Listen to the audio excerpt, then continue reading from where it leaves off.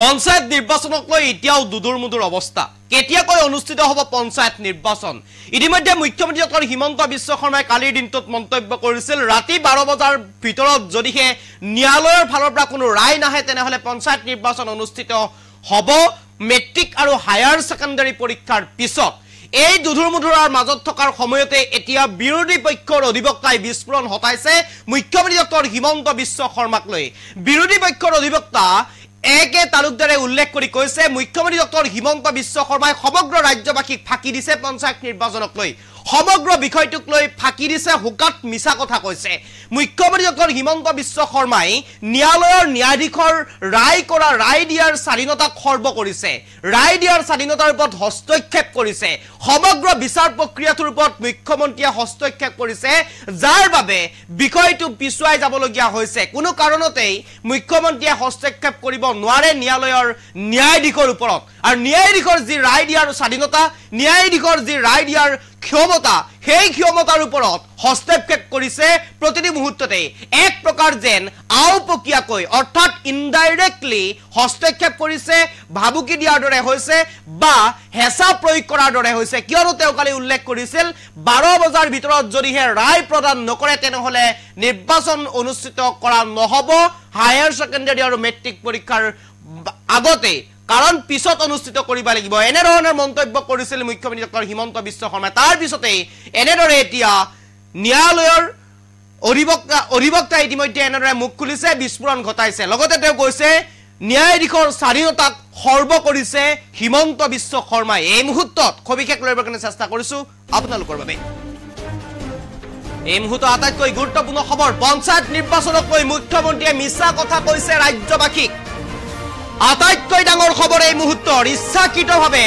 এনে ধৰণৰ কথা কৈ আছে ৰাজ্যৰ মুখ্যমন্ত্ৰী গৰাকীয়ে আদালতৰ ন্যায়াধীশৰ ওপৰত তীব্ৰ হেঁচা দি আছে মুখ্যমন্ত্ৰী হিমন্ত বিশ্ব শৰ্মাই এক প্ৰকাৰ আদালতৰ ন্যায়াধীশৰ ওপৰত সকলো দুখ জাপি দিয়াৰ চেষ্টা চলাইছে পঞ্চায়ত নিৰ্বাচন অনুষ্ঠিত কৰিব নোৱাৰাৰ সকলো দুখ ন্যায়াধীশৰ ওপৰত জাপি দিবলৈ হিমন্ত বিশ্ব শৰ্মাই চেষ্টা চলাইছে মাত্ৰ 19টা জিপিৰ কেছৰ বাবেহে যে সমগ্ৰ অসমত পঞ্চায়ত নিৰ্বাচন হোৱা নাই সেই কথাটো দেখুৱাবলৈ বিচাৰিছে এতিয়া হিমন্ত বিশ্ব শৰ্মাই আওপকীয়াভাৱে 19টা জিপিৰ কেছৰ বাবে সমগ্ৰ ৰাজ্যৰে পঞ্চায়ত নিৰ্বাচন অনুষ্ঠিত কৰিব পৰা নাই বুলি এনে ভুৱা প্ৰচাৰ চলাইছে ইতিমধ্যে ন্যায়ালয়ৰ মজিয়াত 30ৰ পৰা 40টা কেছ ৰুজু হৈ আছিল আৰু এই কথা ইতিমধ্যে বিৰোধীৰ অধিবক্তা একে তালুকদাৰে উল্লেখ কৰিছে মুখ্যমন্ত্ৰীয়ে ন্যায়ালয়ৰ বিচাৰ কৰা প্ৰক্ৰিয়াত হস্তক্ষেপ কৰিছে বুলি মন্তব্য কৰিছে বিৰোধী পক্ষৰ অধিবক্তা একে তালুকদাৰে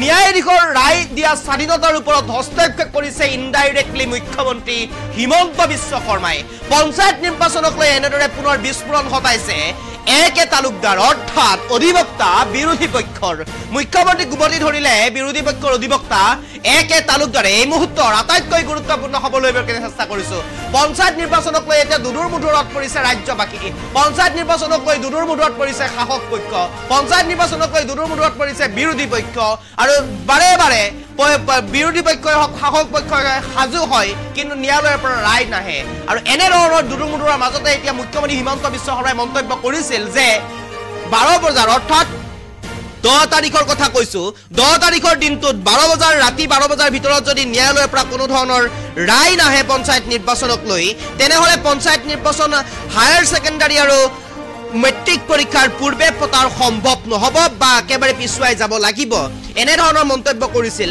আৰু তাৰ পিছতেই বিৰোধী পক্ষৰ অধিবক্তাই বিস্ফোৰণ ঘটাইছে বিৰোধী পক্ষৰ অধিবক্তাই উভতি ধৰি কৈছে হিমন্ত বিশ্ব শৰ্মাই বাৰম্বাৰ ন্যায়ালয়ৰ যি বিচাৰ প্ৰক্ৰিয়া সেই বিচাৰ প্ৰক্ৰিয়াক এক প্ৰকাৰ হস্তক্ষেপ কৰিছে ইন্টাৰফেয়াৰ কৰিছে বিৰোধী পক্ষৰ এক প্ৰকাৰ অধিবক্তাই কোৱা অনুসৰি অধিবক্তাই কৈছে আৰু ন্যায়ালয়ৰ যি ন্যায়াধীশৰ ৰায় দিয়াৰ স্বাধীনতা যি ৰায় দিয়াৰ যি ক্ষমতা সেই ক্ষমতাক লৈ এক প্ৰকাৰ হস্তক্ষেপ কৰিছে বাৰম্বাৰ স্বাধীনতাক খৰ্ব কৰা হৈছে ন্যায়াধীশৰ আৰু এনেদৰে এতিয়া মন্তব্য কৰিছে বিস্ফোৰণ ঘটাইছে লগতে অধিবক্তাগৰাকীয়ে উল্লেখ কৰি কৈছে সমগ্ৰ অসমত পঞ্চায়ত নিৰ্বাচন হোৱা নাই কিন্তু কৰিমগঞ্জ শিলচৰকে ভিতৰ কৰি কেইবাটাও সমষ্টি কেইবাটাও পঞ্চায়ত অৰ্থাৎ 19টা গাঁও পঞ্চায়তৰ কেছৰ বাবেহে সমগ্ৰ ৰাজ্যত পঞ্চায়ত নিৰ্বাচন অনুষ্ঠিত কৰিব পৰা নাই বুলি এতিয়া ভুৱা প্ৰচাৰ চলাইছে হিমন্ত বিশ্ব শৰ্মাই। সেই কথা উল্লেখ কৰিছে বিৰোধী পক্ষৰ অধিবক্তা একে তালুকদাৰে।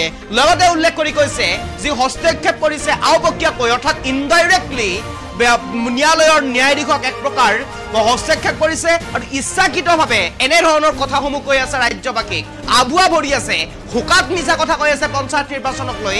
আৰু এনেদৰে এতিয়া মন্তব্য কৰিছে ৰাজ্যৰ মুখ্যমন্ত্ৰীৰ বিৰুদ্ধে বিস্ফোৰণ ঘটাইছে বিৰোধী পক্ষৰ অধিবক্তা একে তালুকদাৰে। আৰু এই মুহূৰ্তত বিৰোধী পক্ষৰ অধিবক্তা একে তালুকদাৰৰ মন্তব্য আছে, আমি পোনে পোনে মন্তব্য শুনাম। তাৰ পূৰ্বে মই কৈ লৈছো যে বিৰোধী পক্ষৰ অধিবক্তা একে তালুকদাৰে এনেদৰে এতিয়া বিস্ফোৰণ ঘটা পৰিলক্ষিত হৈছে। মুখ্যমন্ত্ৰীয়ে ন্যায়ালয়ৰ বিচাৰ কৰা প্ৰক্ৰিয়াত সমগ্ৰ হস্তক্ষেপ কৰিছে, স্বাধীনতা সৰ্ব কৰিছে ন্যায়াধীশৰ আৰু হুকাত মিছা কথা কৈছে পঞ্চায়ত নিৰ্বাচনক লৈ মুখ্যমন্ত্ৰী হিমন্ত বিশ্ব শৰ্মাই। এনেদৰে উভতি ধৰিছে, এনেদৰে বিস্ফোৰণ ঘটাইছে একে তালুকদাৰে। এই মুহূৰ্তত একে তালুকদাৰ অৰ্থাৎ বিৰোধীৰ অধিবক্তা একে তালুকদাৰৰ মন্তব্য আছে, আমি পোনে পোনে মন্তব্য শুনাব বিচাৰিছো।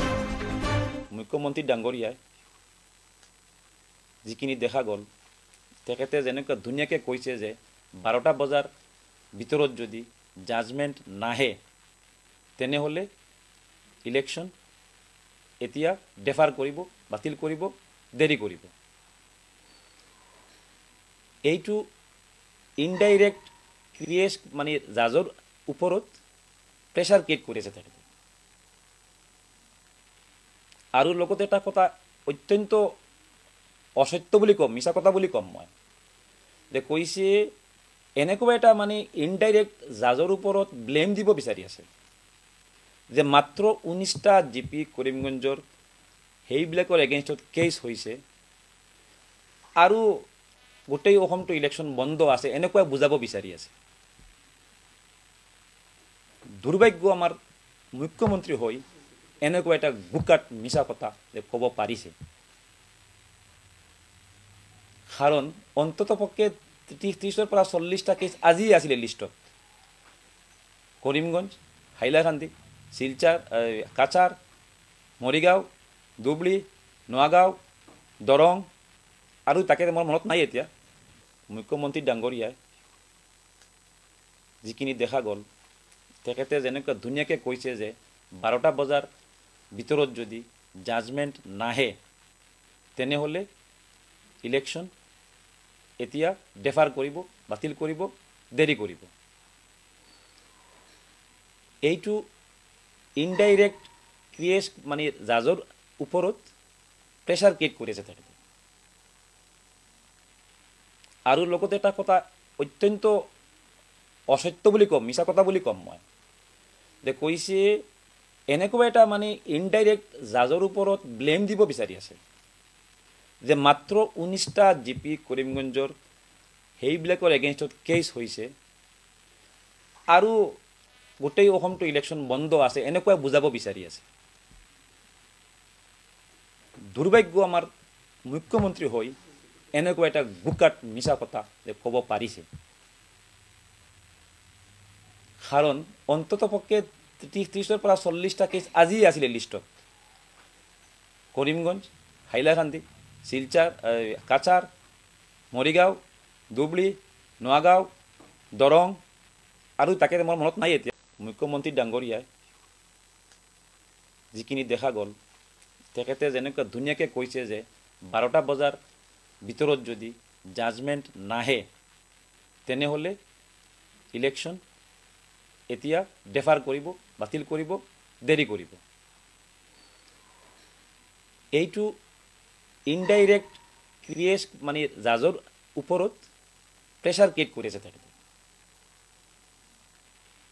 আৰু লগতে এটা কথা অত্যন্ত অসত্য বুলি ক'ম, মিছা কথা বুলি ক'ম মই, যে কৈছে এনেকুৱা এটা মানে ইনডাইৰেক্ট জাজৰ ওপৰত ব্লেম দিব বিচাৰি আছে যে মাত্ৰ 19টা জিপি কৰিমগঞ্জৰ সেইবিলাকৰ এগেইনষ্টত কেছ হৈছে আৰু গোটেই অসমটো ইলেকশ্যন বন্ধ আছে, এনেকুৱা বুজাব বিচাৰি আছে।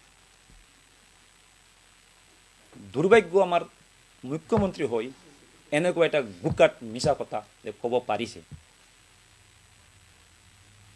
কাৰণ অন্ততপক্ষে 30-40ৰ পৰা 40টা কেছ আজি আছিলে লিষ্টত। কৰিমগঞ্জ, হাইলাকান্দি, শিলচাৰ, কাছাৰ, মৰিগাঁও, ধুবুৰী, নগাঁও, দৰং আৰু তাকে মোৰ মনত নাই এতিয়া। মুখ্যমন্ত্ৰী ডাঙৰীয়াই যিখিনি দেখা গ'ল, তেখেতে যেনেকৈ ধুনীয়াকৈ কৈছে যে 12টা বজাৰ ভিতৰত যদি জাজমেণ্ট নাহে তেনেহ'লে ইলেকশ্যন এতিয়া ডেফাৰ কৰিব, বাতিল কৰিব, দেৰি কৰিব। এইটো ইনডাইৰেক্ট ক্ৰিয়েট মানে জাজৰ ওপৰত প্ৰেছাৰ ক্ৰিয়েট কৰিছে তেখেতে।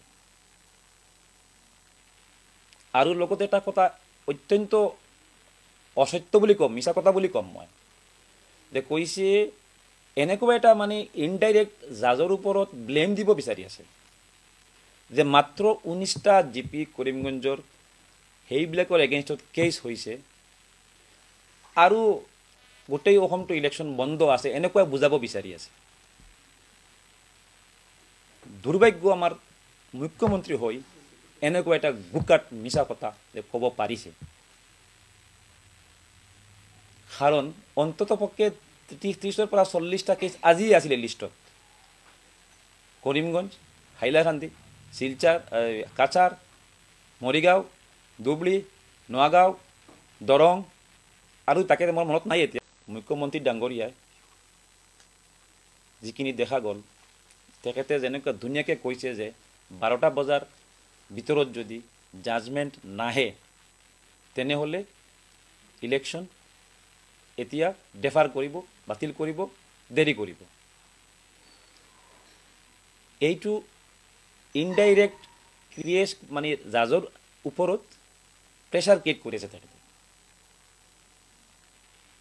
আৰু লগতে এটা কথা অত্যন্ত অসত্য বুলি ক'ম, মিছা কথা বুলি ক'ম মই, যে কৈছে এনেকুৱা এটা মানে ইনডাইৰেক্ট জাজৰ ওপৰত ব্লেম দিব বিচাৰি আছে যে মাত্ৰ 19টা জিপি কৰিমগঞ্জৰ সেইবিলাকৰ এগেইনষ্টত কেছ হৈছে আৰু গোটেই অসমটো ইলেকশ্যন বন্ধ আছে, এনেকুৱা বুজাব বিচাৰি আছে। দুৰ্ভাগ্য আমাৰ মুখ্যমন্ত্ৰী হৈ এনেকুৱা এটা গুকাট মিছা কথা যে ক'ব পাৰিছে।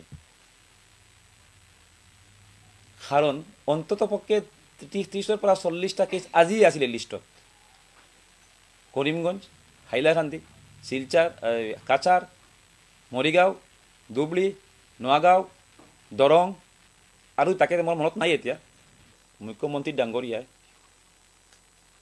যিখিনি দেখা গ'ল, তেখেতে যেনেকৈ ধুনীয়াকৈ কৈছে যে 12টা বজাৰ ভিতৰত যদি জাজমেণ্ট নাহে তেনেহ'লে ইলেকশ্যন এতিয়া ডেফাৰ কৰিব, বাতিল কৰিব, দেৰি কৰিব। এইটো ইনডাইৰেক্ট ক্ৰিয়েট মানে জাজৰ ওপৰত প্ৰেছাৰ ক্ৰিয়েট কৰিছে তেখেতে। আৰু লগতে এটা কথা অত্যন্ত অসত্য বুলি ক'ম, মিছা কথা বুলি ক'ম মই, যে কৈছে এনেকুৱা এটা মানে ইনডাইৰেক্ট জাজৰ ওপৰত ব্লেম দিব বিচাৰি আছে যে মাত্ৰ 19টা জিপি কৰিমগঞ্জৰ সেইবিলাকৰ এগেইনষ্টত কেছ হৈছে আৰু গোটেই অসমটো ইলেকশ্যন বন্ধ আছে, এনেকুৱা বুজাব বিচাৰি আছে। দুৰ্ভাগ্য আমাৰ মুখ্যমন্ত্ৰী হৈ এনেকুৱা এটা গুকাট মিছা কথা যে ক'ব পাৰিছে। কাৰণ অন্তত পক্ষে 30-40ৰ পৰা 40টা কেছ আজি আছিলে লিষ্টত। কৰিমগঞ্জ, হাইলাকান্দি, শিলচাৰ, কাছাৰ, মৰিগাঁও, ধুবুৰী, নগাঁও, দৰং আৰু তাকে মোৰ মনত নাই এতিয়া। মুখ্যমন্ত্ৰী ডাঙৰীয়াই